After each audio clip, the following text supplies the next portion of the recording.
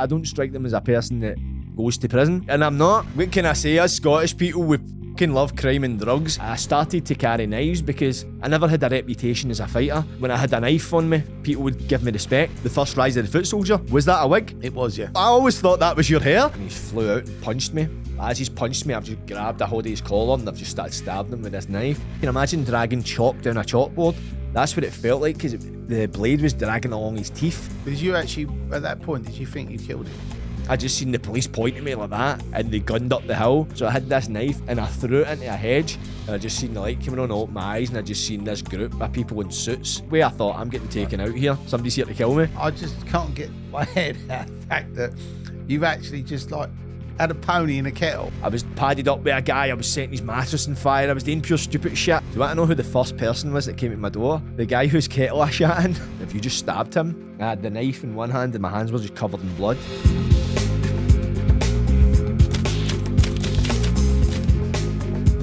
Welcome back to the Criminal Connection podcast, and this episode is proudly brought to you by Betovo.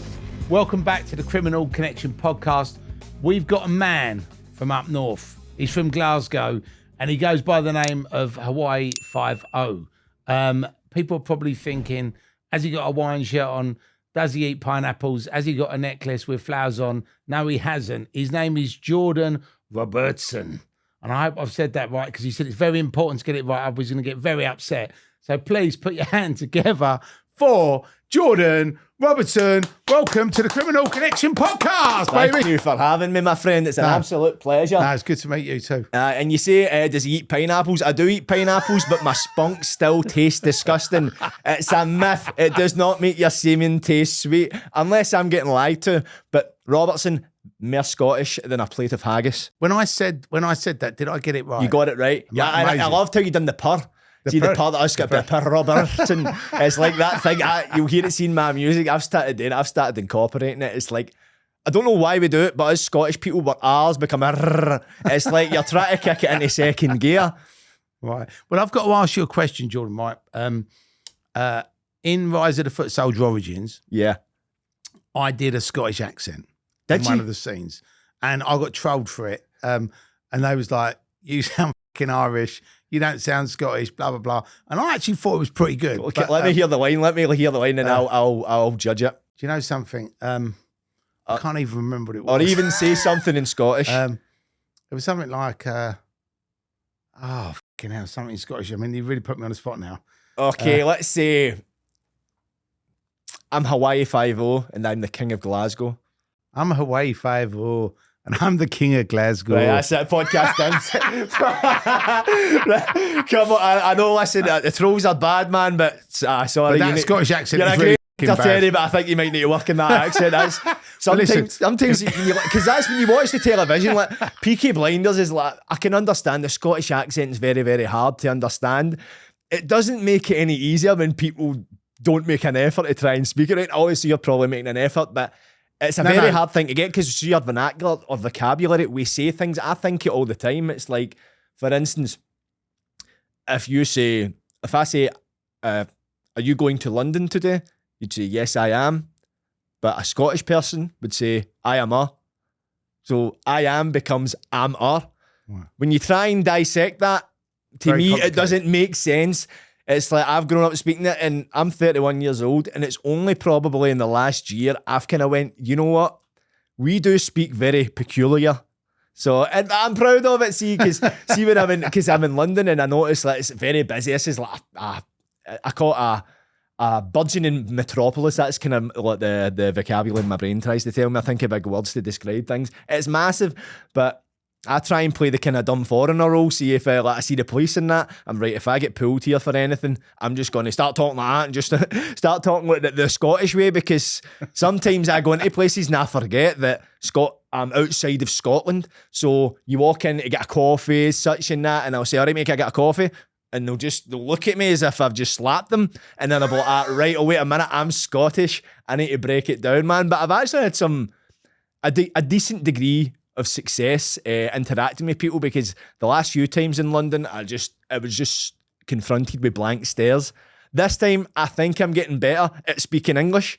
Do you know what the problem is? And I find this, whether you're Scottish, whether you're from London, or anywhere regional, right, where you've got an accent, people ask me if I'm in America, are you from Australia?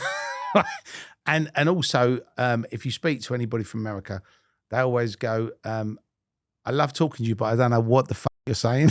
Can you just slow down? And I think the problem is, because you're so used to speaking, and when you're engaged with someone, you're having a laugh, you just chat to them. You get excited. And then sometimes they go like that, and you go, sorry. That blank expression, you just kind of read it.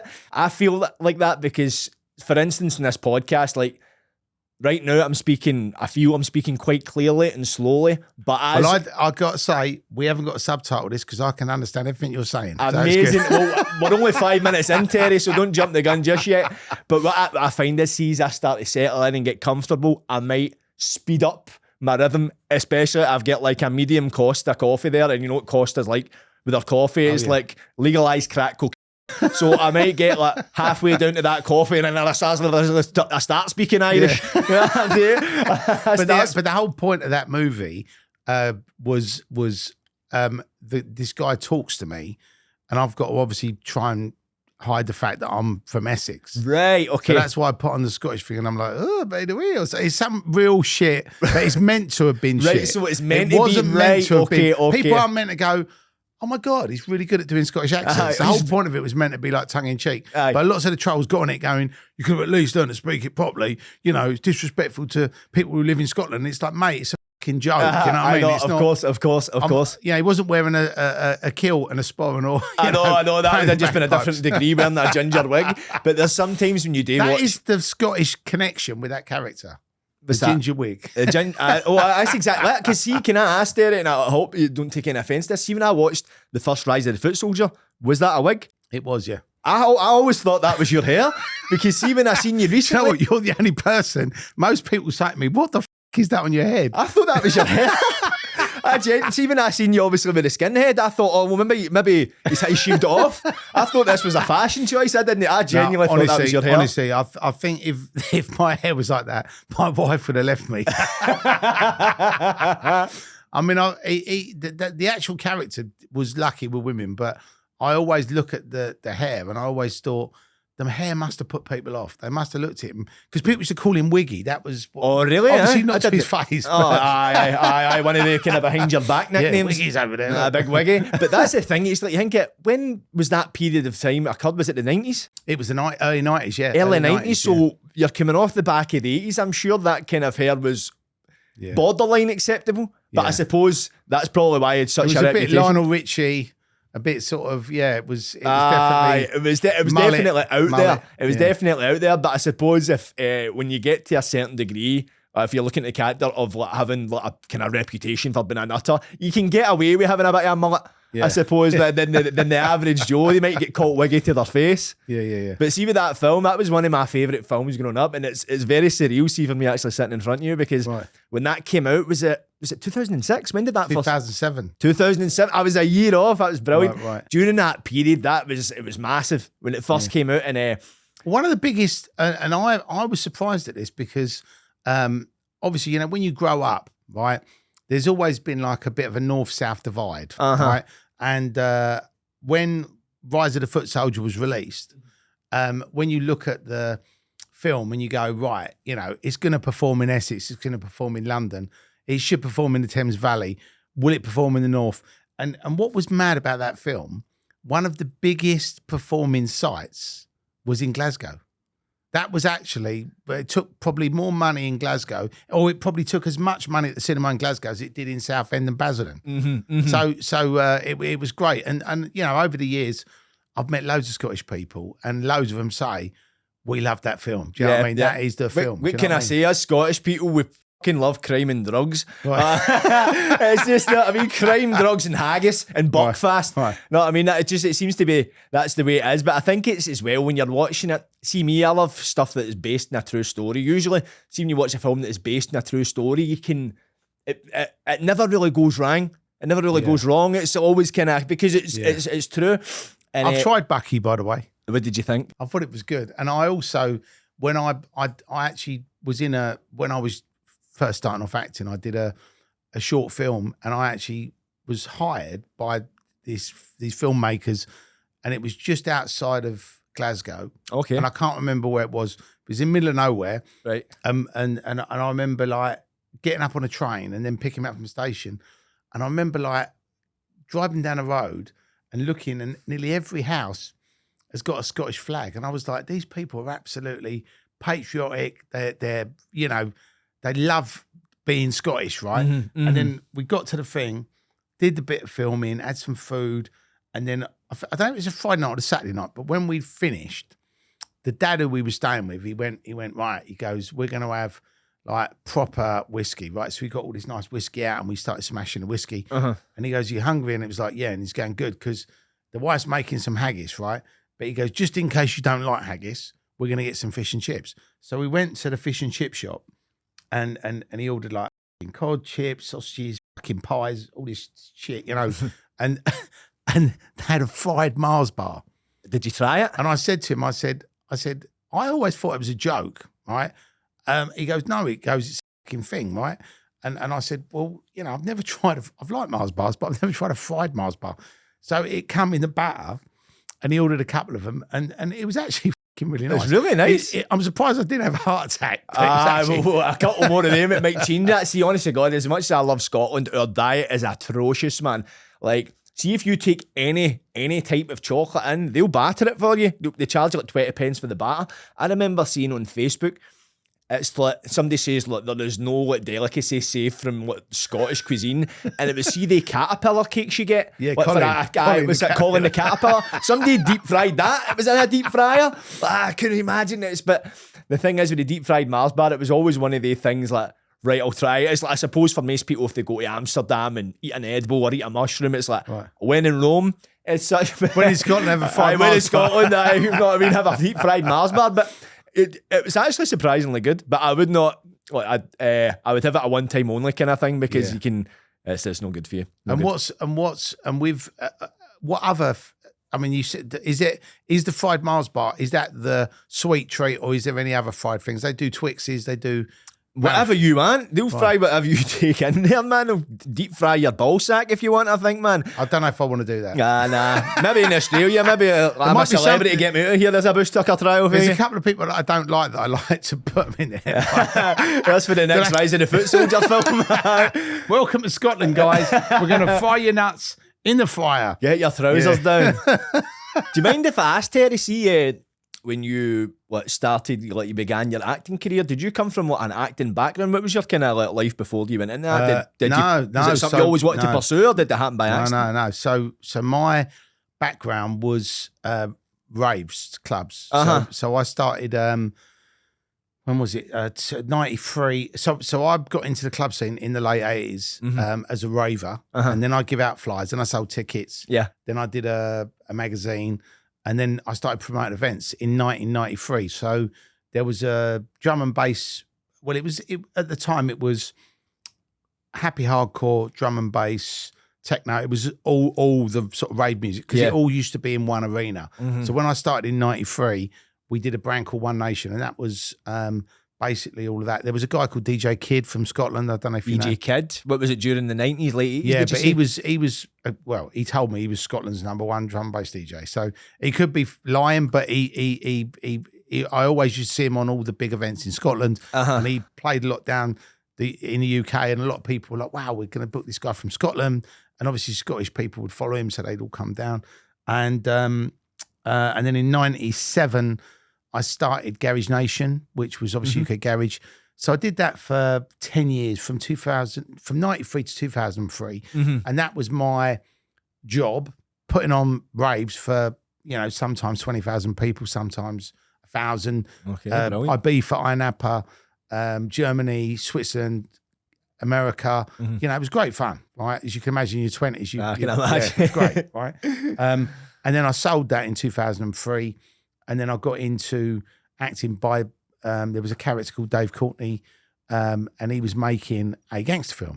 Dave Courtney passed away recently. Well, I don't know the details, but it said that he took his own life. Yeah, that's why I remember seeing, because I was familiar with just seeing him on TV and kind of stuff like that. Then I seen he'd passed away, and I seen a video getting shared. But as I say, I'm not too Obviously, only himself will kind of know the details behind that kind of thing, but it is a tragedy. But I think he'd done a couple of little films and been on telly and done stuff.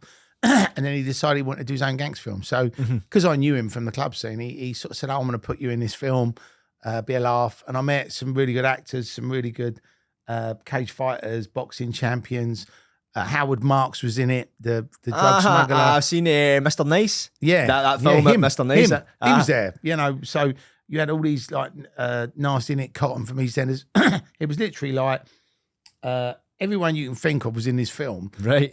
And that got me on the pathway of acting. And then I got an agent, did a bit of drama school. And then after a year, I decided I actually wanted to start making movies. So I then went on that path. So I sort of got an acting hat and a producing hat. And Rise of the Foot Soldier was the third movie I made. Did you make that film? Yeah. So were you like the producer, director? Yeah. So what happened was the first film I made was called One Man and His Dog, and that was literally a few friends like crowdfunded it. We made it. It wasn't a success. I think we got 25% of our money back. But what it did for me was put me on the map. I'm not just acting. I'm producing. And then what happened was opportunities come to me where people would say, "Oh, you're making movies now. What about this idea? What about this idea? What about this book?" So I then started to get offered stuff, and I was and a friend of mine contacted me who was from the hood, and he was a notorious person from the hood in England. Sorry, in London, not England, but yeah, from London. And he said, "Look," he said, "nobody's ever done a British Boys in the Hood." He said, "We should do the British Boys in the Hood." And he said, "I've got all the stories. We know all the people because they was all at their raves. Kano, Miss Dynamite, Estelle, Dizzy Rascal. They were all people that used to come to our raves, right? We're all mates." So he said, "We'll cast a few of them in the film, be a laugh." So the guy, I'd been approached by these other guys to be in their film, but their film didn't happen. And I said, "Look," I said, "you guys are good writers. Why don't you write this?" So I plugged him in with this guy. He then gave him some stories and some ideas. They then went off and wrote this script called Rolling with the Nines, which I've seen it. Yeah. I actually watched it in prison as well. Oh, wow. Well, that was another cult film. And that was my second movie. Was it? And that was, that went out, BAFTA nominated, won Rain Dance, kind of put me on the map as an actor. But a funny story was when we had the premiere, have you ever been to Leicester Square? I haven't, no. Okay. Not yet. So Leicester Square, centre of London. Right. And it's where you've got all the theatres, you've got all the cinemas. And when they have a big premiere, like Tom Cruise, Mission Impossible, they always do it in Leicester Square. So right, okay. It's a famous place to do film premieres. Is it London. nearby? Yeah, it's not far. I might have been there last night, just walked by. So I remember going to this bit and it was like a circle. And there was it's like a lot big of theatres. square, massive square. Is there a theatre showing Mamma Mia? I don't know if you'd know that. I just remember because I've seen a lot of theatres around about this place. Do you know something? You're probably thinking Covent Garden, but Maybe. Covent Garden is next door. So Leicester Square's there, Covent Garden's there. So you can walk. Okay, it's okay. Like 100 yards, 200 Right, yards. I might venture there after this. But we had our cinema poster was basically the two main actors with guns going like this, right, on Leicester Square, right, and there was a club on the corner called the Hippodrome, right, and the Hippodrome was a notorious club, and they used to do raves there, urban raves, drum and bass, garage, and on one of the nights, not one of my nights, one of the other nights, because I was out of it then, there was a shooting and somebody got killed there, and it was basically a black on black gun crime. Okay, and there was a police group called Trident, and they basically was trying to solve the crime, find out who did it, and obviously they've looked at the poster and thought this film's coming out. We don't really want a film premiere, happening because it's kind of glorifying what's going on. It's just bad luck. And then we got contacted by the police and they said, "Look, we need a guest list of who's coming to your premiere." So we give them the guest list and they were like, "We need to have 10 armed police in your premiere because we think there's going to be a problem," right? So we had to agree to that to the premiere going. So we had 10 armed officers just sat in the premiere with guns, right? And I'm just sitting there thinking, "Oh, this is fucking insane. Right? The police are actually saying to me, "You can have your premiere, but we're going to have 10 guys with guns just in case there's any trouble." My wife hadn't seen the film. She knew I was doing it, but in it I played this kind of racist cop, right?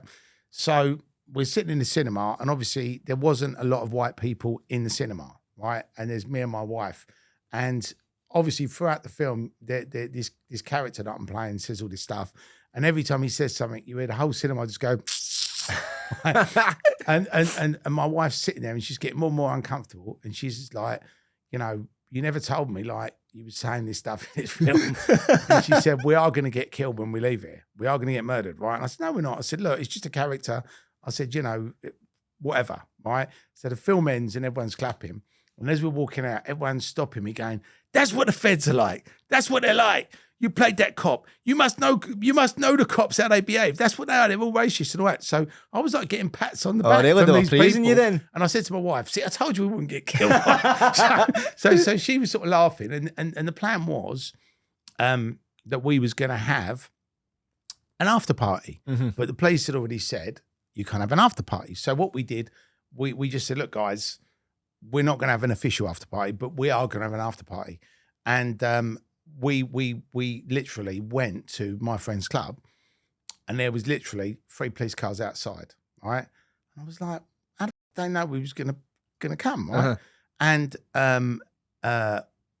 we turned up to the door, and they said, you know, where have you come from? We said, we've just driven up to London. They said, oh, great, okay. And then I've gone in, I've said to my mate who owns the club, I said, what's that all about? And he said, they've actually gone to every club in the West End and said, if there's any after party here for that film, we're going to fucking shut your club down. Really? Right? So, and literally, as people were leaving the cinema, there was some guys that were obviously from the hood that were staying in Soho Hotel. And they followed them.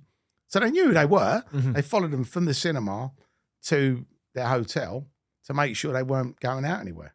That is mental. I mean, it was crazy. But as that was happening, I'd already been given a book called Muscle, which was the basis for Rise of the Foot Soldier. So I'd actually gone out, and the writers that wrote Rolling with the Nines, I got them to write Rise of the Foot Soldier. I developed it, got the actors on board. So Craig Fairbrass was on board as Pat Tate. I was on board as Sonny Tucker.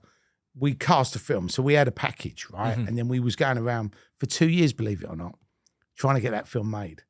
And we just kept being told, no, nobody's going to want to watch it. It's another fucking gangster film. You've got the guy from EastEnders in it.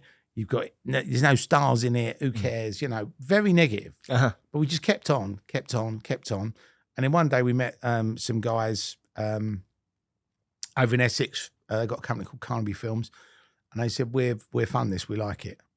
And I remember leaving the meeting thinking, they're not going to write a check out for £1 million. It's just not going to happen. Right? But they did. And that's how the Foot Soldier film got made. And obviously it went on. There's been 6 films now and a computer game. So it's crazy how out of that, you know, that happened. It's became a franchise. Yeah. Because I remember it, when I first received it, I was young and I loved the film. But when I was in prison, in Pullman Young Offenders Institution, we didn't have any access to pornography or that. And there's a scene in it where the guy that plays Carlton Leach, where he meets the lady that goes on to become his girlfriend. Yeah. And it's like they meet in the club and it shows it's like a sex scene. I remember, see, on the old DVD players, used to get a feature called A and B. And see, when you pressed A, say it was like at the start of a scene, I pressed A. See, when I pressed B, that would kind of lock that scene and repeat it. So I used to repeat this sex scene when I was having a wank because I didn't have any pornos, man. So I loved it as a film, but I loved it for a good bit of pornography as well, man. So it ticked all those boxes for me. But it was an absolute great film. See, because I do a lot of like content creation for myself, like I do sketches and that kind of thing. But I've started kind of venturing into script writing. I'm actually working on a script now. But for me, like, there's something, I'm the kind of person that I belong in front of a camera, because see, when there's a camera on me, I'm more comfortable. Right. I can talk to a camera better than I can talk to a person. It's just, I don't know, it just feels natural. But when I'm writing this script, there's a part of me, it's kind of like, I want to write this, but I also want to star in it. Right. How did you feel, see, like being a producer, but were you able to, like, where you kind of like helped create it, but also you were able to star in it? Well, so what happened was, and and I do this on any film that I'm involved in, whether someone approaches me with a film and I'm going to help them with it, or whether I'm actually producing it myself. Okay. And with that film, I didn't develop the script. Okay. I'm playing that part. Right. I just developed the script. I wanted to make the film. I wanted it to be as good as it could be. And the director said, that's the part that you should play. Really? Right?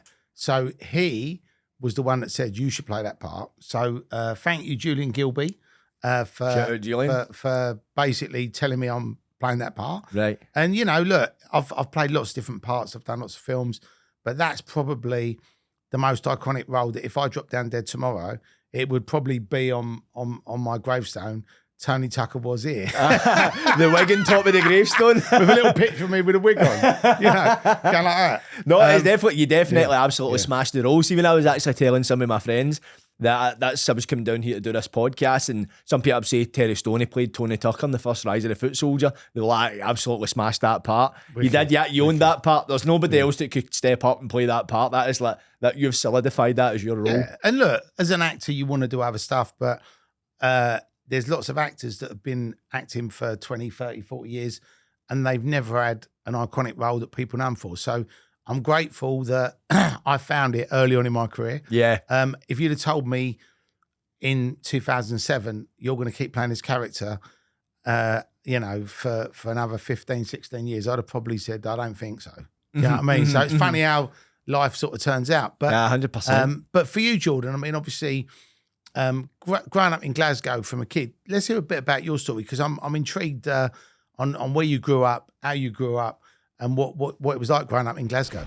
I want to say a huge thanks to our sponsors, Fragrance du Bois. Now, for those of you that don't know about Fragrance du Bois, where have you been?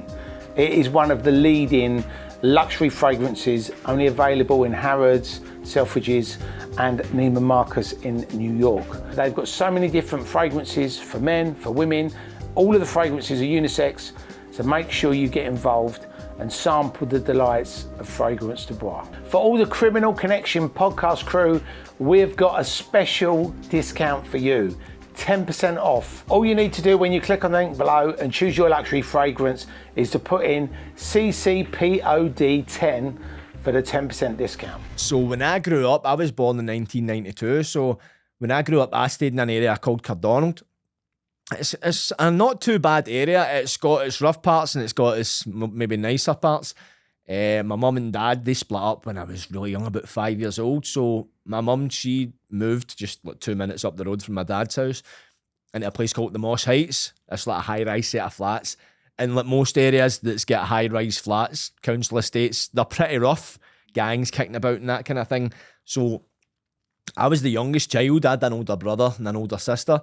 So I was the baby of the family that way. You know what mothers are like, very overprotective, just dead anxious. So my mum didn't really want me going out and hanging about the streets as such.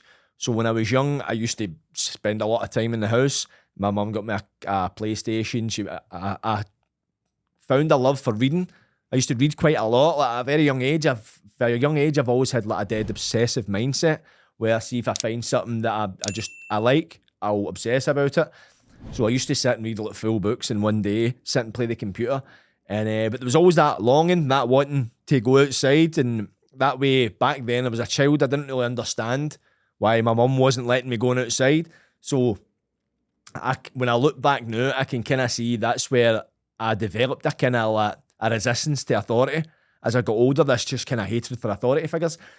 And when I went to school, as I say, I was dead obsessive, but I was obsessive about being the best in my class, so I would always race to get my work done first. If somebody finished their work before me, I'd go in a mood. I'd get angry and annoyed. I was raging. But when I went to secondary school, that's when everything kind of changed. People are older, you've got a lot bigger peer group.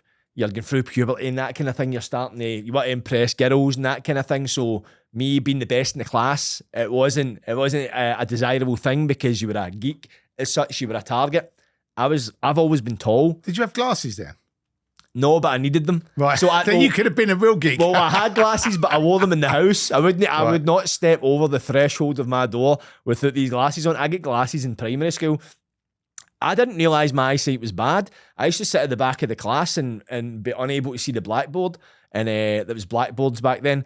And good old days. The good old days. But I couldn't see them, but I didn't think it was an issue. I just thought, right, I can't see this blackboard. So I had to get like my friend next to me to read out what it was saying. Then it would. So what he used to say, right, like, see if you squint your eyes like that, you can see a bit better. Because so I'm sitting at the back of the class like that, trying to see this blackboard. You better seen the state of me. So eventually I went and got an eye test, and they were pretty much like, "You're blind, mate," and I didn't realise. So I got. Did you say to him, "This isn't working"? No, I'm like, what's going on? Like, what are you doing, mate? Just take the specs. So I remember I got my first pair of glasses, and this shows you, like, as I say, I used to sit in the house playing the computer all the time. I remember going back to my house and pulling my glasses on. I'm like, I can see. And I was sitting, I put my I think it was my Nintendo it was, and I put it on, and I was sitting, see my bed was here, and then the television was there. I was just sitting pure mesmerised by like the screen because I could see it. It wasn't blurry. I remember looking out my window and reading all the car registration plates. I was just pure that it was like an adventure. But I was like, I am not wearing these outside of this house. So I wouldn't wear the glasses outside. They genuinely never left my house, these glasses.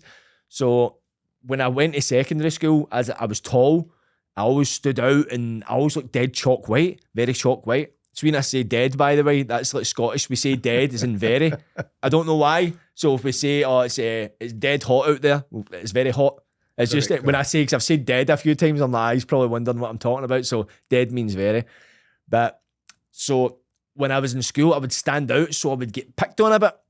People calling his name, just daft stuff. People basically try to bully me as such. And I was always dead like shy. In my younger years, I was just quite timid. I wasn't really a fighter. Wasn't a fighter like that. And I used to, and I get singled out, and the people I was friendly with at the time, they would kind of take a back step away from me. It was kind of embarrassing.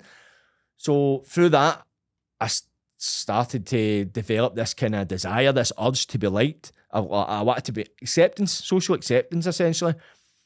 So in the classes that I was behaving in, I was achieving high grades. I just suddenly just started acting out. Started becoming a class clown, started winding up teachers.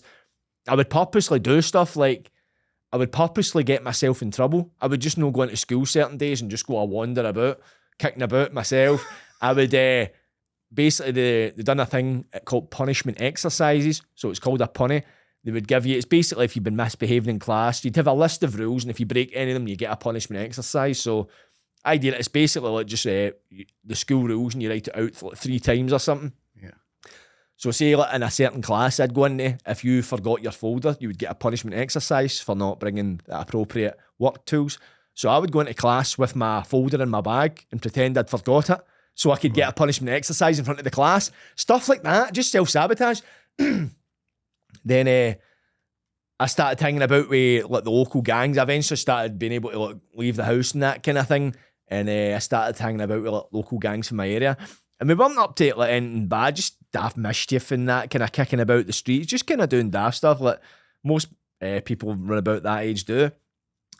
We started getting taken home from the police and that kind of thing, and that's my mum. She was starting to kind of crack the whip because she had that kind of way. I think she realised that she was kind of losing control was if it was like a pure control thing, but she was realising she couldn't keep me in the house as such, or she was realising I was getting older, so I was getting that rebellious way. Yeah. So as time progressed, I ended up leaving school. I get suspended for school, in fact, at one point for making a diss about somebody. I made a song about a guy that stayed up the stair from me. This diss track, I got a 10-day suspension. So that became a recurring theme later in life because actually I do that now. Like I make diss tracks about people. It's just I get a buzz out of it. See, when in like 2006 roughly, there was you'll know anything about this. So right now, see, nowadays you've got like the kind of drill artists. They make like kind of almost diss tracks about each other. We had that in Glasgow, but it was it was a much more diluted affair. It was like done on like this computer, but back then, like not every house had a computer, so you'd have like a team of 10 boys going to one house to all crowd around this. So whoever's got the computer, whoever's got the computer, then if somebody phones the house, the internet gets turned off. It was mental. So. And you'd get these people and they would just be sitting slagging each other. It sounded awful, but back then it was amazing. and it was the talk of the place. Tell us, give us one of your ones then. One of my ones? Oh. So this guy's name was Johnny, and he had like 5 brothers. Right, I was 14 at the time, right, before I tell you this. And this is how bad it was. We used to do it like that. We would record like the lyrics, and we would put the pitch up, be like 6, so it sounded like that. It sounded fucking shite. We actually had 3 tries at it. It was like, and there was people messaging me. We were like basically seeing me when me and this boy were making it. We were talking to this guy. This is the only time. This guy was like the year above me in school. I've never spoken to him in school, never seen him since. But during this period, I was just talking to him, and he was giving me lyrics. It was like, the guy's name was Johnny, the guy who was having the diss made about him. And we're saying, like, Johnny, your ma's got a hairy chin. How can 5 years fit in a bin? Shit like that. It was fucking poor. It was so bad. And he obviously went, he obviously heard it, but we never sent it directly to him, but we were letting everyone in the class listen to it. It was a shame. The only reason, I had nothing against the guy was quiet. It was just because we could have literally picked a name out of a hat. We were just like, who can we make a diss about? And that's how we done it a bit. So we get stuck in. I got a 10-day suspension, which is fair enough. I felt pure bad. I ended up going up to the guy's door and apologising and all that shit. I was like, so the guy stayed up the stair for me. He was a neighbour. So it was like awkward. So from then, I started thinking about like gangs and kind of stuff like that. And then my behaviour just get progressively worse. Eventually, I don't like to say I get thrown out of school. I like to say I get invited to leave. Right. Essentially, I get thrown out. I get told to off. That's what happened. See you later, mate. Don't let the door hit your ass on the way out. I think the Scottish term is get to fuck, isn't it? Aye, get to I like that, man. That was a good effort there. You could have put that in it. Get to yeah, prick. That usually works as well. But I get told to get to fuck, and that way I turned 16, so I was kind of like 2 fingers to my mum essentially. I'm like, I'm 16. I can do what I want. I can stay out till 11 o'clock at night, because to me that was me living in Dreamsville. I'm going out. I can leave the house when I want. I can stay out, and you can't do nothing about it. But I had no directions, no goals. It was just aimless. I was just kicking about the streets, partaking in a bit of gang fighting. But when I say gang fighting back then, it was like a group of them would run at us, we'd run away, then we'd run back with more of us, and then they'd run away, then we'd fling a couple of bricks. Just petty stuff. Right. But I started carrying lockbacks, let's see, knives, like a lockback knife it's called. And the reason for that, I was never a violent individual. As I say, people would pick on me, like people would just try to get drunk and try and attack me, and I would never fight back. It was just never in my nature. Yeah. Then eventually I started kind of getting that way. Let's see now, like I do a bit of boxing now, and I've still got that kind of dog in me. Let's see if somebody... Because you look in good shape. Yeah, I train quite a lot, but it's like, see, after a while, see if somebody punches me, it was like, if I get hit in the face and you've got that ringing in your ears, like, I just flip. And when I'm, if I'm sparring now, if somebody gets me a good punch, I'm like, fucking came here you. But that developed from when I was younger, because it was like getting punched, and I just don't know, I was just never a fighter. And then I started to carry knives because I never had a reputation as a fighter, or been a violent person, or been a bit of a boy, as we'd say in Scotland. But when I had a knife on me, people would give me respect. Not because I had any intention of using it, but, oh, he's got a knife. As if, I don't know, it was just something as if, like, you've got something. So I carried it for that. Social acceptance, it all ties back to. And I remember one day we were going for a gang fight, right? I was like 16. And the next day, it was during the summer, the next day I was scheduled to go to the Dominican Republic with my brother, my mum, my niece and that. And the night before I decided to go out, and I met up with all the boys, and we're like, let's go for a gang fight. And I'm like, great idea, I'll come with you. So I was worrying, right, I've got this holiday tomorrow, right, I don't want to get lifted. So I got a tracksuit top for someone and tied it around my head, like a makeshift balaclava, thinking, right, this will save me from any suspicion, this will keep me out of jail.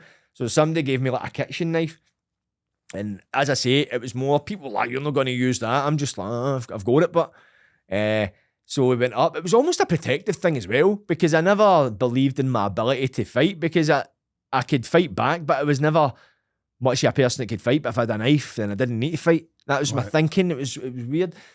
So we went up for this gang fight. as I say, we're chasing each other up and down this hill. And I'm up at the top of this hill. And next thing you notice, a police car comes round the corner. So that's at the bottom of the hill and I'm at the top. And because I'm at the top, I'm taller than everybody. I've got this fucking tracksuit wrapped around my head, fucking like a burqa or something, man. And I just seen the police point at me like that and they gunned up the hill. So I was like, shit. So I had this knife and I threw it into a hedge and it hit the hedge, bounced off it and hit the pavement. And I just started running towards the police. My thinking at the time was, instead of running into a garden or away, I felt as if, because they're coming towards me, so if I run by them, I might buy an extra couple of seconds. But what I didn't incorporate for the fact that I had 2 legs and they had 4 wheels, so they just done a U-turn and just came round the corner. One of them jumped out of the car, rugby tackled me, took me to the ground, placed me under arrest, and they're like, right, we've seen him throw something away, we'll go and find it. And they went away and they came back, and what had happened, they'd found a knife, but it was a lockback knife someone else had thrown away. So they're like, right, he threw this away. So I felt pure hard done by, because I was in my head, I was thinking, I threw a kitchen knife away, they've found a lockback, that's no my knife. And I thought, this is how naive I was, I thought I would get out for the police station, because I had a holiday the next day. So I was asking to see the sergeant, like, listen, there's exceptional circumstances here, I should be released. I've got a holiday. He's like, you're going to court tomorrow, mate. Get to So I went to court the next day. I got a 77 curfew. That was part of my bail conditions. But then with the with the lock knife, obviously you hadn't touched it because it wasn't yours. So didn't they do fingerprints? So, and I don't know if this is just in Scotland, or if this is just like a nationwide thing. See if 2 police officers say they seen you like throw a knife away, like they would only do like fingerprints in the case where there was dispute about whose knife it was. So they said they seen me throw this knife away, because see when you go to court, like they'll go, things, arms and legs get added on to like statements. So when I went to court the next day, I got like the statements from the police, and what had transpired, one said they seen me throw the knife away and run and shout, "You shower of bastards, you're no fucking getting me." And I was like, I never shouted anything, man, I was out of breath. So that way it's like, they sit with each other and go, right, we've seen this. They'll get their statements matching. So when you go to court, you've got 2 police statements against you. Right. So if 2 police said they seen Santa Claus and it was in the back of a fat ass pig and they flew to the moon, in court, that's gospel. That's the way they treat it. So they wouldn't try for fingerprints. But so I get released in bail, and as I say, I had this bit of this victim mentality mindset thing, see, where my mum like keeping me in the house and obviously just protecting me. That's what she was doing. But at the time, I took it as a personal kind of insult, injury. I developed a bit of a victim complex. Like, why does this always happen to me? Everything. Honestly, God, if it started raining, it's because God wanted me to be wet. That was my thinking. So when this happened, in my mind, right, well, I've done nothing wrong here. I'm innocent. So I never stuck to this curfew. And I got arrested for it. I done a weekender. That was my first weekender. I done that and I was like, right, that's me. I'm going to stick to this curfew, because it was fucking brutal doing a weekender. It's like, see, the first time, I don't know if you've ever done one. It's no good. It's no good. Just you're stuck in a police station in a blue mat eating fucking rubber. Oh, so you had to go into the police station for the weekend? For the weekend, yeah. So see, if you get arrested on a Friday, like, especially for a breach of bail, sometimes you might be released in what's called an undertaking. They call that in Scotland. I think in England you can get bail from the police station. An undertaking is essentially bail from the police station. So if I get done with a crime that's not too serious, I can get released from the police station. But because court doesn't operate during the weekends, if you're arrested on like a Friday, you're kept in till Monday, till court's open. Right. So a breach of bail, the way they see it, you've breached your bail, so you can't be trusted to be in bail. So I get arrested on a Friday. But the same officer that arrested me for the knife, weirdly enough, the guy was a complete dick. He was putting me in the back of the van. He was singing. He was singing something like Breakfast in the Jail or something like that. I thought he was sort of, I'm so happy to have arrested you again. See, when I seen him, when I get bail, I seen this guy. The guy was a pure wank. Like, when he arrested me, right, bear in mind, I'm like 16. He put me in the back of the van, the car, when he arrested me for the knife. And his police hat was on the ground. He's like, if you don't stand in my hat, I'll punch fuck you, you know. Try to threaten me. And I was like, what the? Because the first time had really been arrested. I'm like, what the fuck? Then I seen him like the next week. This is when I was on bail. And he looked fucking gutted to see me. He must have been hoping I was going to go to jail. He just looked pure, I had to get in bail. He just looked pure raging. Then when they arrested me for the breach of bail, he was fucking so happy. What a weirdo, Betsy. There's, if I was, Police Scotland searched that guy's cellar because there's somebody in a prison, man, because he's got a fetish, that's what it sounds it. But so I done a weekend, I get released with a £200 fine. And a few weeks later, naturally, I breached the bail again. And I'd done another weekender. And when I went to court this time, they're like, nah, remanded in custody. So this is when I went to Polmont for the first time. So Polmont is I was only like one young offenders institution in Scotland. Scotland's most violent jail because it's from the ages of 16 to 21. It's in there, so imagine guys full of testosterone, young boys going in with that daft head on. So it was crazy. So I went up in the bus to Polmont and I was kind of like, right, what's fucking happening here? Because see me, anybody that like knows me, that knows like I've done a bit of time in prison, they always say the same thing. They say, you can see they're trying to put the jigsaw together when they're speaking to me, when they're looking at me, because I don't strike them as a person that goes to prison. And I'm not. I've done some daft shit. So when I went up there, I was kind of like, all right, what the fuck? So I remember arriving there, and the first thing that struck me when I get the strip search you when you go in, so having to strip down to like my bare ass and squat in front of another guy, I was like, it was just surreal. Obviously, being in prison, you get quickly used to seeing other guys' bare asses. It's a thing that you become almost comfortable in it. But at that point, I was like, what? Then what they do is they take your clothes off you. They give you like overalls to walk up to the hall. And they've obviously, the screws working in that reception, and they must get like a buzz out of giving people the wrong sizes for their clothes, because there was a guy, right? They must have swapped me in this guy's overalls, because this guy was about 5'8", and it looked like he was wearing, I see a straight jacket, so he's got the long sleeves so he can tie it together. That's what it looked like. And they gave me something, it looked as if I'd ate Popeye spinach and burst out it. It was like up to here, not on top. It was like a set of 3/4 lengths and a t-shirt, not on top of it. And I was like, what's going on? So I went up to Iona 1, it's called, it's the remand hall. And they call it dubbed up. So it's basically padded up with a cellmate. I get put in with this guy, his name's Sean Craig, and he was from Royston. So he was same age as me. He was in for the exact same crime. He was on bail for a knife, and he'd breached his curfew. So back then in Scotland, Scotland's got very, very harsh laws when it comes to knife crime, because it was such a big problem around about then. So they take it quite seriously. So it was quite a common thing.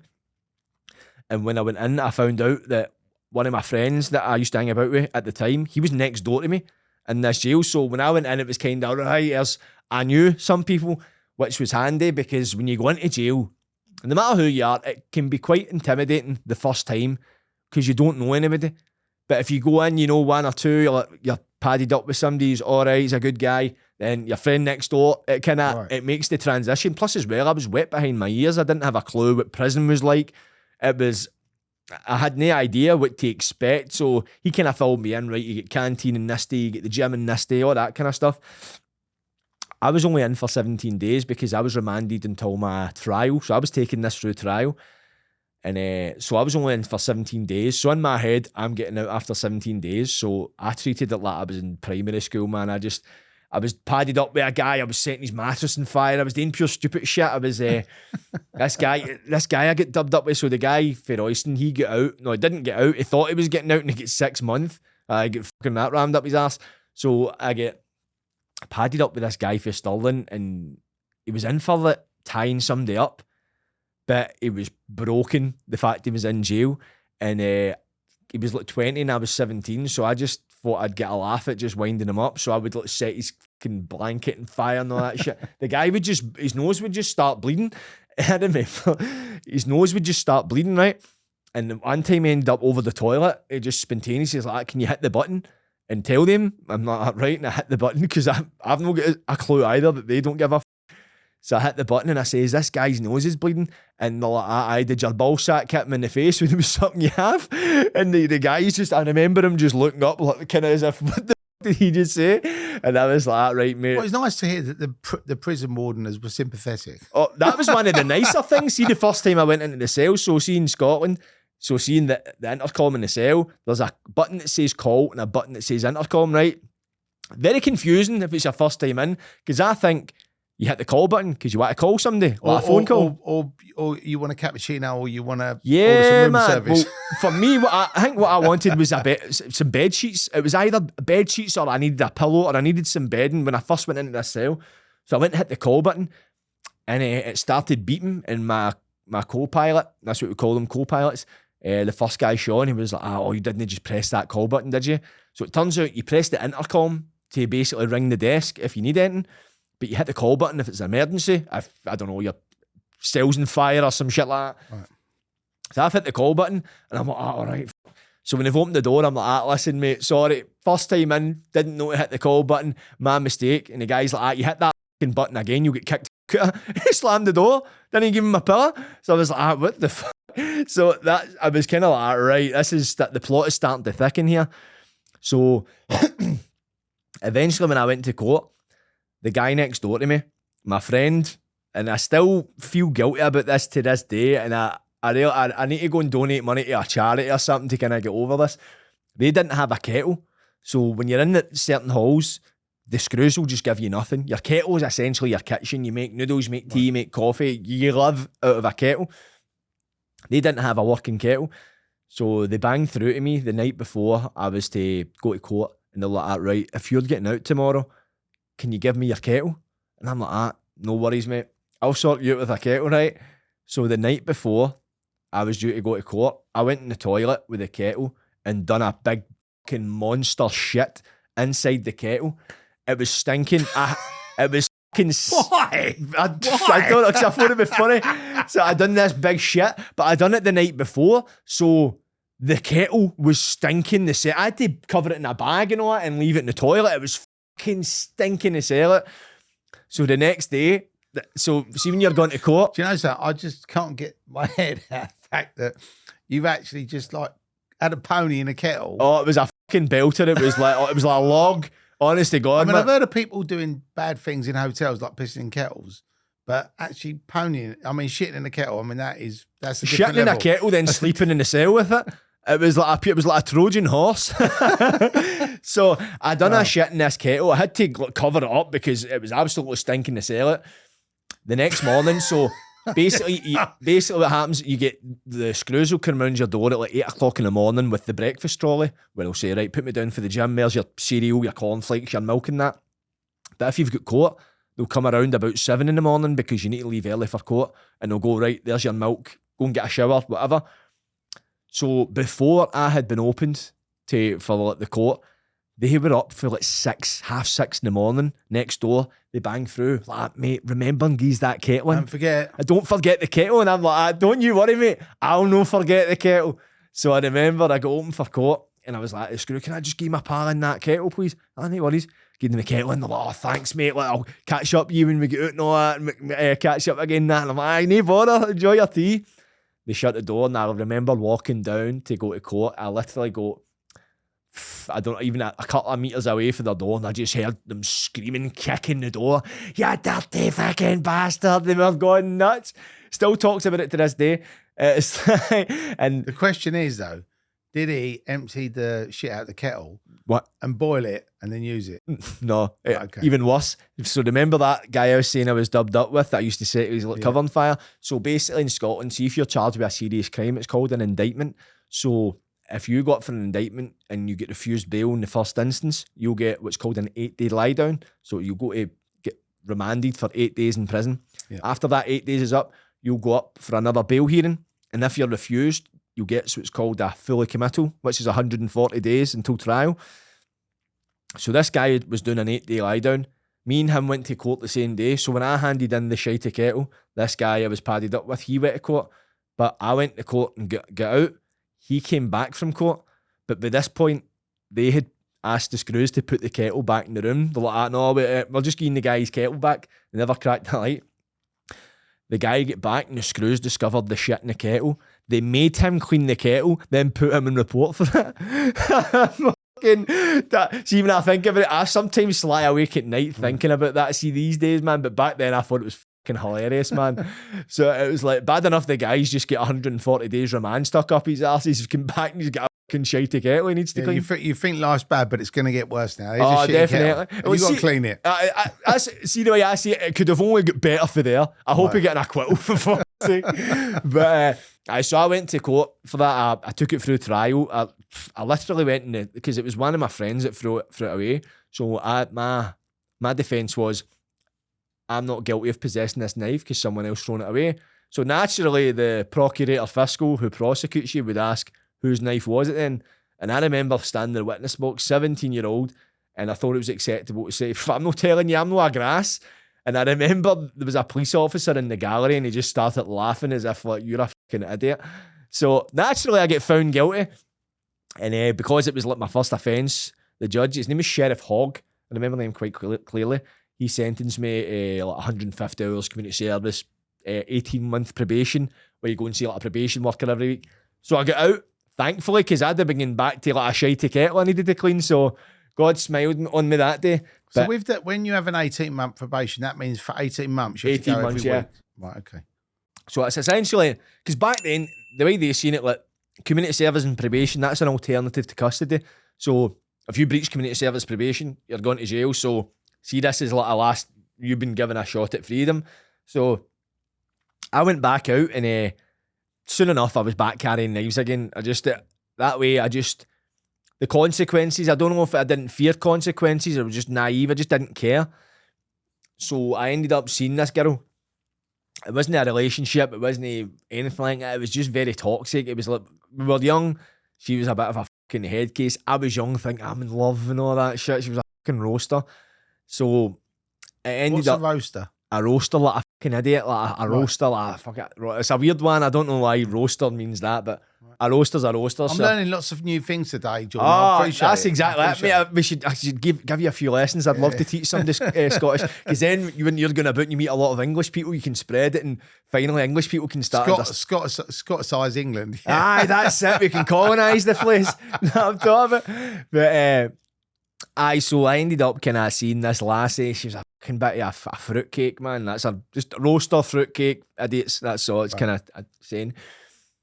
And one night, she'd just been really getting on at me. Just one of the people that, if I would give her attention or chase after her, she would kind of back off. But if I would ignore her, she would come chasing after me. It was fucking cat and mouse. It was pure head games. And one night, I was at this like 21st birthday party, and I was there with a friend of mine, and this friend of mine was in a relationship with her sister. So she messaged me sometime into the night saying, this guy was at this party you're at. He's just came back to this house I'm in and says you were flirting with my sister, essentially, which was horse shit. I'm drunk. I'd been taking cocaine that night. I used to take like and that. Yeah. Never really dabbled with coke. That was one of the first nights I kind of took it. And because she'd been kind of winding me up, I was like that, just that way, ready to blow. I was ready to blow with anybody. And I was like, that fucking right, wait till I see him. So we went back to her sister's house, which was round the corner for the house she was in, where this guy was. Right. So when we've got back to her sister's house, we've got out the taxi, and I've not even walked into her sister's house. I've just marched straight round to this guy's house. I can't really remember what I was doing. The police say I was banging the windows. I don't really remember banging windows, but apparently there was footprints in the snow, so I must have been in front of a window and up on top of it, and I wasn't certainly wasn't washing them. But ended up, I banged the door, and one of her friends has answered it, and I'm like, I tell him to go out here. I had the knife in my hand, but I don't think she's seen it. And she was like, oh, go away, you know. She was kind of laughing off. I was like, because I was drunk, and she knows me well enough that I'm not a violent person, so to her it was just, no bother, mate, away you go. Then this guy's eventually appeared behind her, and I'm like, you can get out here the now. And I was saying, he was kind of like, what the fuck, what are you doing here? And I says, listen, you've said I was flirting with her sister, I want you outside the now. And he was like, I was kidding on, and I'm like, fucking get out here. So he's ended up going like, this guy was 20, so I was 17 at the time. He's like, I'm going to punch his in. And he's flew out and punched me. As he's punched me, I've just grabbed a hold of his collar and I've just started stabbing him with this knife. It's strange. It was like, it was like a fist fight. So it was like I had his collar, he had my collar, and he was punching me, but I was stabbing him. But it was strange. I'd never stabbed anybody before that. So I didn't know what it felt like to stab somebody. I thought it was like the film, you'd stab somebody, go, and collapse in a heap. Yeah. But I'd been stabbed before that. I got stabbed 3 times when I was like 14. Half an older guy for nothing really. So I'd felt being stabbed before. It just felt like I'd been punched. But I didn't know how it felt to stab somebody. It's just like punching them.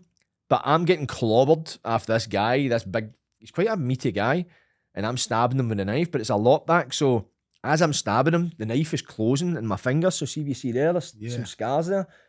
So it was closing and I was just like opening the knife. I thought it was like closing, bouncing off him. I don't know, I just, that way it was a melee, you know, it was done so quickly that way your brain hasn't get time to like kind of, but you're drunk, you're under the influence of and you're getting punched in the face. So not a good cocktail. Exactly, you know exactly got the thinking cap on. I mean, you've not able to logically dissect what's going on. You're just like, right, this isn't working. And I remember I was in mid-swing and the guy just collapsed. But as I've swung, it's caught him in the face as he's fell. And I remember it dragging down his cheek. And see that sensation, imagine dragging chalk down a chalkboard. That's what it felt like because the blade was dragging along his teeth. So it was like, that was fucking horrible. And his mum jumped in front of him, in front of me, and she was like, that's enough. And that way that's when I first had a moment to kind of, right, let the situation sink in. And the friend that was at the front door of this house at first that was saying, away you going that, she appeared, she was like, have you just stabbed him? And I looked down at my hands, I remember, I had the knife in one hand and my hands were just covered in blood. And she just started crying. And I was like, shit, I need to get out of here. So I've ran around the corner. But did you actually, at that point, did you think you killed him? Or was you worried that you killed him? See, to be honest, Terry, see when I ran round the house, I was drunk, I was full, I was like, that way I kind of felt as if I was, that way I was, see whenever I've been drunk, see every time I've went to prison, I've been under the influence of like drugs or alcohol, so I've never cared about the consequences. It was always the next day when I kind of went, shit. So when I went round the corner, I threw the knife into like someone's back garden, went up to this girl's sister's house where there was a party in place, washed my hands and just continued to drink. They were phoning me and all that. This girl I was seeing, she phoned me. She's like, what was that all about? Why did you do that? And I says, well, we said I was flirting with your sister, so that's what he gets. And she was like, he was having a laugh, he was joking. But that way, the guy had been winding her up as a joke, but she's messaged me as if he's seriously seeing it. So I'm like, doesn't justify me doing it, of course, but that was why I kind of acted that out. But I was kind of like, fuck him and all that kind of thing.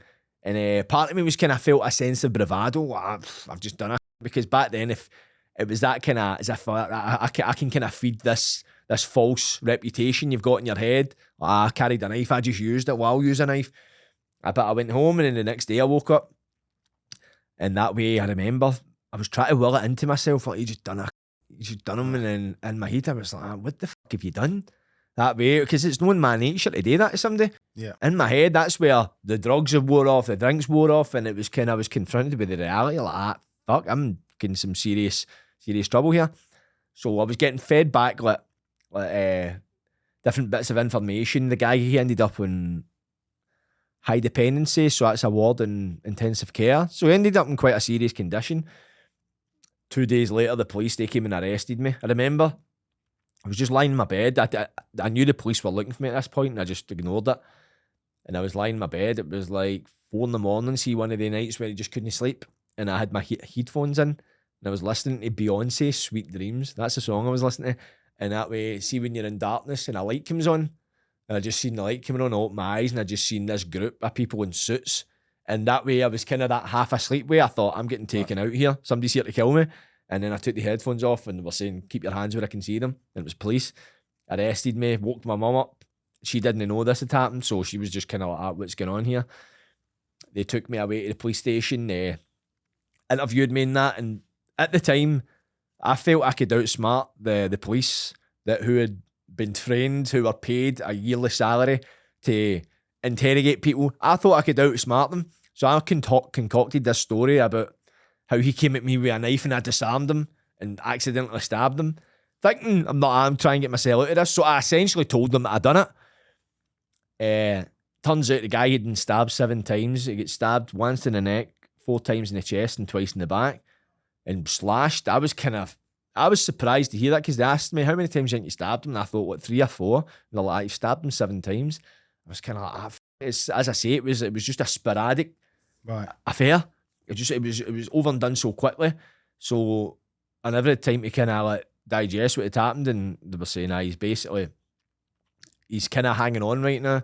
He obviously survived, the guy, but when I went to court, I got taken to court, charged with attempted murder. I had the previous of a knife conviction, so they're like okay, so the attempted murder. I just wanted to ask you, just before we go into this, could you just say there's been a murder? There's been a murder.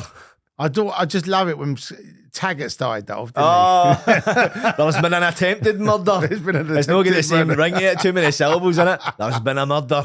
But yeah, so that happened, and what did your brief? Did you sort of go guilty, or did you just sort of? So initially, I was clinging. I used to kid myself on. I used to make up stories in my head and believe them. So see this story about how he came at me with this knife and I disarmed him. I started to believe that myself, because I was saying it to the police, I was saying it to my lawyer, I was saying it to anybody that would listen. To a point, I was kind of like that. That guy came at me with a knife and I'm in the jail. I felt hard done by then. Looking back, it was fucking mental, right? So the idea was, we were initially going to go to trial on that as a self-defence. It would have never have won. I'd get found guilty. But what my lawyers did brief me with, because I eventually got what's called a QC, it's like a Queen's Counsel. They call it a King's Counsel now. They represent you, because the way they were saying, this is going to the High Court. So when it eventually came around, they're like, right, in the High Court, they've not got a limit. Seeing like the Sheriff Court, I don't know if they call that magistrates here or something like that. You've got the Sheriff Court and the High Court. Sheriff is for kind of less serious offences. They've got the Crown Court, yes. So it's like magistrates and Crown, so it's Sheriff and High Court. And the Sheriff, they cannot give you any higher than 5 years for a crime. But at the High Court, they haven't got a limit. So there's no really, you know what I mean, they can just sentence you to whatever, depending on the crime, of course. So what they said is, if it's an attempted murder at the High Court, we're going to take it to trial, because you could plead to an attempted murder. Say, like, if they were to give you a third off if you pled to it, they could give you 9 years and drop it down to 6, but you could take it through trial, get found guilty and get sentenced to 6. It's like, you've not really got that ceiling. But they say if it could drop to a serious assault, so it's an assault to severe injury, permanent disfigurement, and to the danger of life. It's essentially like the next step down for attempted murder. If they drop it to that, we'll plead to it, because there's a certain bracket for that type of sentence. So I got my indictment through, and it was like assault to severe injury, permanent disfigurement, permanent impairment, that was one of them, and to the danger of life. So like, look, we would advise you to plead to that, because they knew that I had no hope in hell with the defence I had. I was going to get found guilty, so I was kind of like, fair dues, I'll plead to it. So I pled to it, and I got given 6 years, dropped to 4.5. So I got that the day after I turned 18. So it was weird. See, when I get remanded for this crime, I went to what was called Blair House. It's an under 18 hall in Pullman. Do you want to know who the first person was that came to my door? The guy whose kettle I shot in. Oh, God. He was at the door. He was just like, mate, you're a fucking smelly bastard, man. I was like, fuck. It's good that you had a sense of humour. No, thank you. He had a sense of humour, man. I hope he had a kettle as well, man. So that probably helped too. But when I got my sentence, it's like, see, being on remand, people that's like been in prison will understand. It's like, see, sometimes being on remand is harder than doing a sentence, because you're on remand, your head just plays mind games, because one minute you think, okay, I'll get away with this, or I'll get a small sentence. Then the next minute you're thinking, I could be in here for the next while. I could be in here for years. And there's no way of actually knowing, because it's down to the discretion of the judge. Depends if as the judge had a good day or what evidence is going to pop up. So you don't know when you're going to be out. So I was 5 months on remand. So when I got my sentence, 4.5 years at 18-year-old, it's no great, but something I just kind of resigned myself. Like, right, I kind of accepted it. I remember getting back to my cell that day and just thinking, right, may as well get comfy. And that way I was just kind of settled. I knew when I was out. So I get moved up to the over 18s hall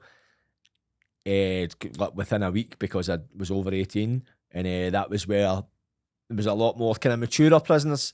People doing like life sentences, people doing quite long sentences. And so from there, that's where I was able to go up and just kind of get settled into my sentence.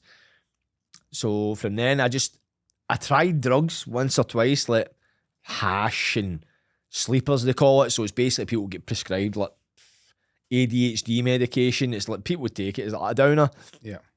Tried it once or twice and I just thought, this isn't for me. I ended up getting into the gym and I realised I was like, look, I'm going to be in here for a few years, so I want to have something to show for it.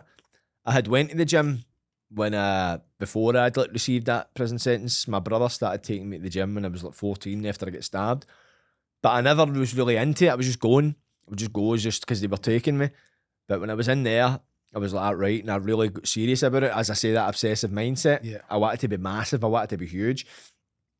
And I stuck away at the gym, worked a couple of jobs. I worked in they do workshops in there. I worked in the plumbers at first.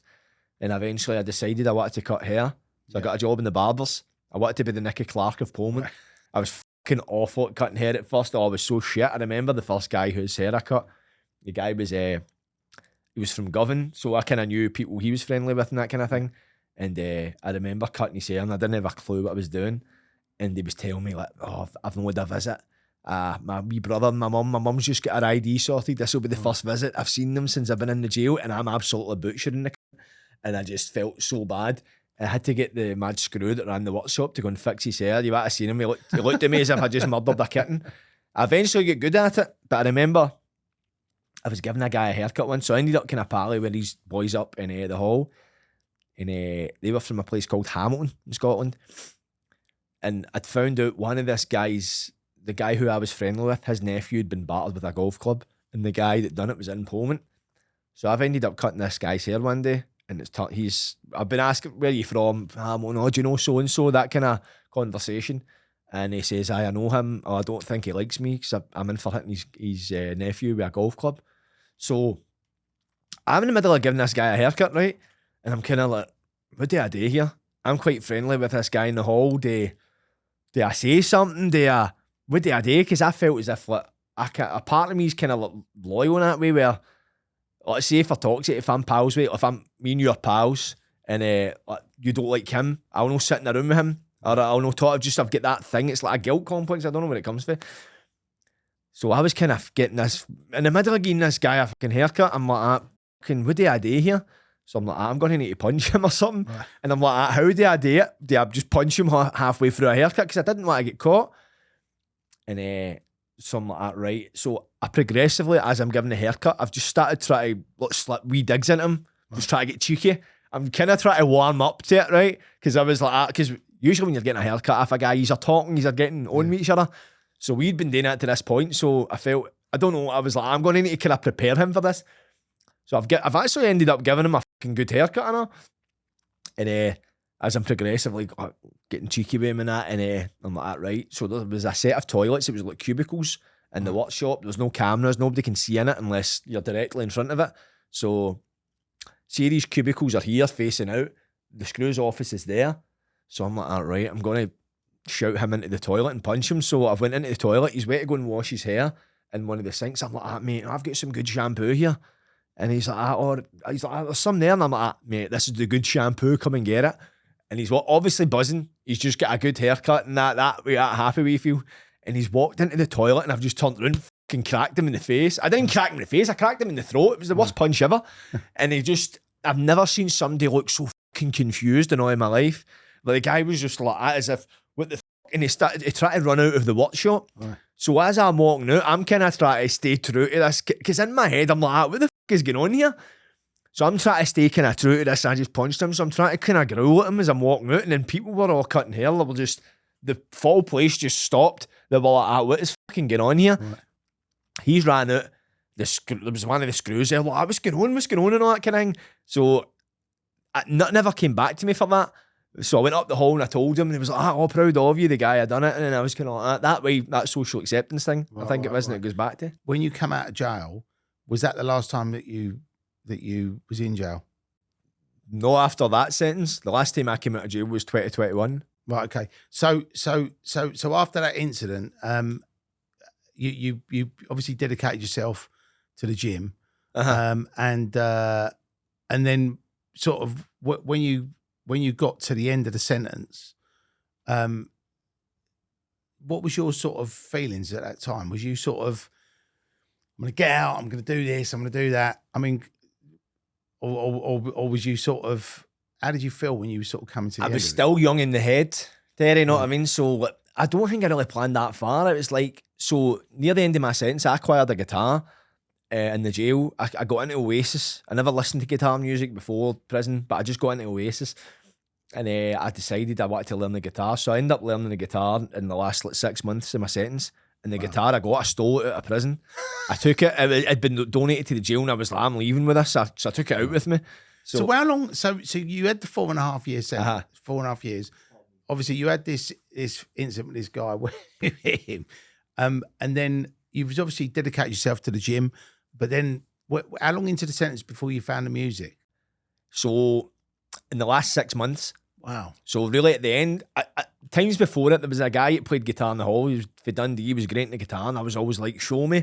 He would show me, and I'd be like that and put the guitar away or something like that. But just something took me in the last 6 months. I was like, no, I'm learning it. And as I say, I've got that kind of obsessive mindset with things. If I'm doing something, I'm doing it. Right. So I got this guitar, and I just the time flew by, see actually learning it. And I took it out, and in my head, I was like, I wanted to perform music. I used to always have this thing, see, when I would take up like a vocation or a hobby, I would always imagine myself like at the height of success with that particular thing. So I always seen myself, but because I was quite a big guy, feel like the Scheme, we call it the Scheme in Glasgow, you call it probably Estates down here. Yeah. The Scheme, it was like, kind of part of me is like, is this, I couldn't imagine myself doing it. So the thing is, though, with that sentence, like, as time progressed, I ended up starting to make music after I got released. It was some time after I got released. I really got into drugs and partying quite badly. And that was just my life, just living for the weekends, because the way I seen it, I was making up for lost time. But fast forward a bit, I eventually started hanging about this group of people that was in a band, and they encouraged me to write my own songs. And that's when I started doing it, and I just found a love for creating music. It was like I was able to channel it. And I remember I done a recall in 2015, and all I done was write songs that full sentence, and that was my plan. I'm going to get out and I'm going to be this singer-songwriter and that. I got out and I ended up becoming a mad gearhead, man. I'm a mad drug head, man. Ended up in Grands a day. Ended up back in the jail. Just my life was chaos. But I fell away from guitar for a point of time, and then lockdown kicked in, see the COVID lockdown. Yeah. And I remember I was furloughed from work, and I remember seeing the guitar in the corner, and I was like, you know what? I'm going to play the guitar again. Wow. And I started uploading just me playing the guitar, just playing funny songs at parodies up to Facebook, and people were loving them. They were sharing it. It was doing a lot of views. Amazing. And I just done that every week, and then I eventually started doing sketches, and then I just started getting right back into it again. And that was nearly 4 years ago. And from then I've progressed. I've ended up starting a podcast. I've got into acting. What's your podcast called? Premeditated Patter. Right. So you might say banter in England. In Scotland we say patter. I love so that. You've got patter. So premeditated patter, plus it's a play on premeditated murder. Yeah, amazing. I thought it was quite catchy. It's not very catchy because everybody forgets it. But started a podcast, and then I ended up getting into acting. I acted in this independent production called Supply and Demand. That started because the director saw me playing these funny songs, and he wanted to try and incorporate it into it. But I just asked him if there's any parts, and he gave me a part. Amazing. Then I done Banged Up on for Channel 4 and that, man. I've had a lot of opportunities stemming off the back of just playing the guitar. And with the music, how would you describe your music style? Because you rap and you play the guitar. Yeah, right? Yeah. So now under the Hawaii 5-0. Hawaii 5-0, yeah. So earlier you said it was because of 5-0. And obviously 5-0 means police in England. Yeah, and in America. it means that in Scotland as well, unfortunately. But with 50, obviously you got 50 Cent. So with 50, so basically my nickname's 50. See, when I was in school, I was winding up this girl, and I told her I hung about every scheme in Glasgow. So if I say I hang about a scheme, I mean hanging about a gang. So I said I hung about every scheme in Glasgow, but winding her up, and the fucking daft bastard believed me. And the next day she called me 50 schemes. She's like, all right, 50 schemes, who are you fighting for the night? And it just stuck. One of these shit nicknames, so it was 50 schemes. People would call me 50. Okay. But I used to love 50 Cent, which is weird, but I fucking hated 50. You're the Scottish 50 Cent. Yeah, I'm 50 With pence. a guitar. 50 pence. Well, that's the thing. People call me 50 pence. Another story resurfaced, see, when I was in primary school. It's always with females this shit happens. I was in the dinner queue with this girl, and I was showing, look, I can make this 50 pence disappear. And I threw it in my mouth. The plan was to throw it under my tongue and go like that. But in the swing of the motion, I threw it on top of my tongue, but I lifted my tongue and ended up choking in this 50 pence. Like, the head teacher had to run over, start smacking my back. I ended up spewing all over. So with the 50 schemes, the 50 pence, it was solidified. My name was 50. Amazing. Technically, it is 50 pence. So I always hated 50 because people call me Big 50, and I'm like, it's no, I don't like that as a stage name. Yeah. And I was in prison when I thought this. I was like, pardon me, it was like 11 o'clock at night. I was in bed. Yeah. Like, what can be my stage name? And I thought, 5-0. And have you actually released any actual tracks yet? Yeah. I'm actually working on an album right now. Amazing. When do you think that'll be ready? This year. I'm not sure when exactly. I think I've got about 5 songs ready. 2 of the songs I created whilst doing Banged Up. Amazing. I was sailed up with a guy called Liam Meredith. Shout out Liam. We wrote a tune about the jail we were in, was called Shrewsbury. And I just had this wee thing in my head. I'm up in Shrewsbury, and he raps, and he just started rapping it, and it just stuck. Then I was sailed up with a wee guy called Harvey. You ever heard of Harvey? He was one of the celebrities on it. Yeah. And I was like, right, this guy's a pop singer. He's like the UK Justin Bieber. I'm getting a tune with you, mate. We're writing a song, and we wrote a tune called like Free the Guys or something like that about being in the jail. And you'll probably see it if he does. So basically, one of the producers suggested that they made a clip of that, and they say, us writing the song. He's like, why don't you take his vocals and make it into a tune? Right. So I've took his vocals and made it into a tune. So that's 2 tunes that's going to be on the album. Amazing. And I've got a few other recorded, but I've got some written that I want to record. But because I'm doing it myself, I'm doing it as part of a learning process too. So I'm not trying to force myself. I'm not giving myself a date, but it will be this year. Well, there you go. So we got a Criminal Connection exclusive. Y50, aka 50, is doing his album this year. You got your podcast. Yep. I mean, you've had a crazy life, but it's.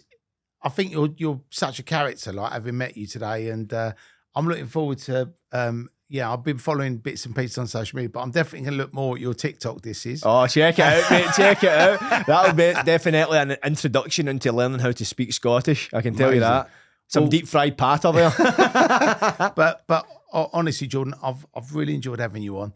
It's been great hearing about, your experiences growing up in Scotland. Obviously, the thing that obviously put you in jail, but then, like you said, something positive's come out of it. You picked the guitar up. You did the music. You fell off the wagon, but you're back on it now. I take it now you're drug-free. Drug-free, totally clean. Gym. Music. Gym training, music. That's all I do. I don't socialise. I don't do nothing apart from create, and I love it. It's that's what I'm made to do. I've realised that I'm an artist. Right, that's how I define myself, man. But Terry, it's been an absolute pleasure. I really Jordan, appreciate you having me on so much for coming on, mate.